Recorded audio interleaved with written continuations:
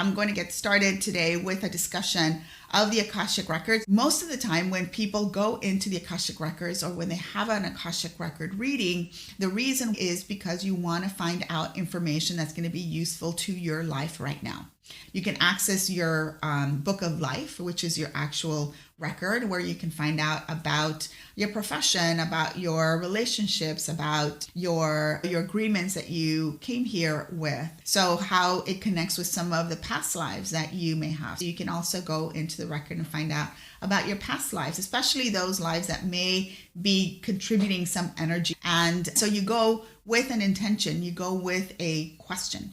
There's a lot of information that is available that can help us right now. So it can help us understand where we've been, where we're going, the different choices that we have been making, and so on. Some of the readings that I do have to do with life purpose and bringing back your soul level information. Now, why is that helpful? Because the soul level information helps us to know when we are on the right path. So versus having to go into the records all the time and asking, am I on the right path? Knowing what your soul essence is, then that can help you to start deciphering and having that information so that when you are having to make a decision or when you're having to take a certain action, you can check in with yourself and in an instant know whether something is aligned or something is not aligned. It's like having a blueprint for yourself and for what you're here to do and for your soul that then you can apply to anything that you do. So this is a part of my path that I've been in, I would say for the last 5 years that I've been exploring the Akashic Records. And when I talk to some people about the Akashic Records and what I do, they've never actually heard of the Akashic Records, or they've heard of the Akashic Records in passing. And I think one of the reasons why that is the case is because the Akashic Records is shifting right now. Our understanding is shifting, and more so because of quantum physics. And because now, instead of calling the Akashic Records, we're really using a lot of other terms that are coming in through our understanding of the universe from science and our use of technology. So I'm still going to be using the term Akashic Records because historically that's how it came into consciousness in the West through mystics who were really using the Akashic Records in the early 1900s. And then, of course, it's grown in the amount of people that are using the records and how they're using the records. Anytime that we say the Akashic Records, we're really accessing that same space that we access if you are coming from a shamanic background, what we call non-ordinary reality. We can also think of the Akashics in that way. When you meditate and you're going into the quantum realm, or if you go quantum, that is also the Akashics. The Akashic Records, that particular term comes from our understanding of the Akasha. And again, those terms are coming from a different tradition. But what Akasha means basically is spirit, what we understand as the quantum now. When we travel to that space, then, or when we actually, because we don't really go anywhere when we travel, we're just going internally. What we're doing is we're raising our vibration in order to be able to tap into that space. So when we talk about the records, then we are again using the metaphors of the time. So if we think about what was the time when they were first developed. And so when we were coming to understand that we were actually reaching this plane or this dimension where information is available for us. And so, when that became something that people were talking about, what was it that they understood? How was information transmitted? It was transmitted in libraries, right? And it was transmitted in books. And that's how it was saved, and that's how it was stored. And so that's where that particular term came up, because if we have information in books, so we can go on, we can read, and books actually stand the test of time, where We can read a book that was written 100 years ago, that was written 200 years ago. And then where are these books stored? Where they are stored in a library, right? So that's where the whole concept of the Akashic Records and the Akashic Library came up. But really what we are doing is we're accessing information that is at a different dimension. And we have to have our vibration high enough in order to be able to access that information.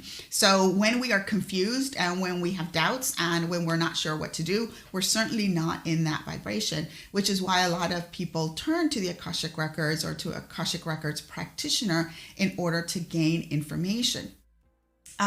But if you think about it, that metaphor is still useful for us today. So we still have books, right? And we still have libraries. Now, even though the libraries are now accessed online, there's a lot of information that has been digitized. And so we're not actually accessing the physical book, but we access a digital copy of the book. And so we're actually seeing in our own dimension, in our own lives, something that approximates what the informational dimension is like. So we're not seeing the physical book, but we can still get access to the information. And we have an interface, which is our computer or our reading device that helps us to translate that information.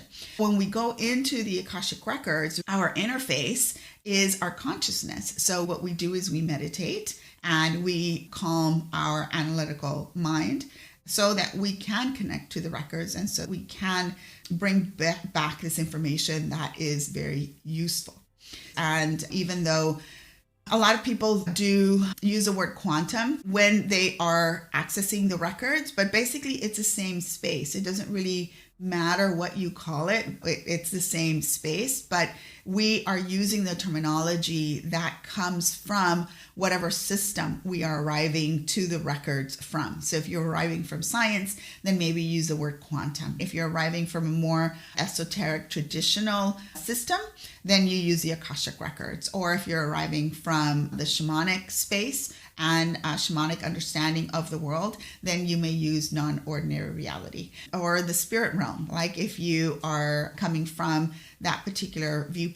But these are all really the same thing. We're all tapping into the same space. And even though that space is very complex, sometimes I am asked when somebody comes in for a reading, can you see what will happen? We can see in the records a trajectory, but there's a lot of different possibilities. So if you think of the quantum dimension, like all possibilities exist in the quantum, and we collapse that possibility. When we take action, when we make a choice, when we decide to take this job instead of this other job, we're actually writing our records as we live, as we make decisions, as we interact with people, as we make choices. You can think of the way one of my teachers likes to explain the Akashic Records when you go and you want to see the future is that you can see probabilities and you can see possibilities based on where you are right now,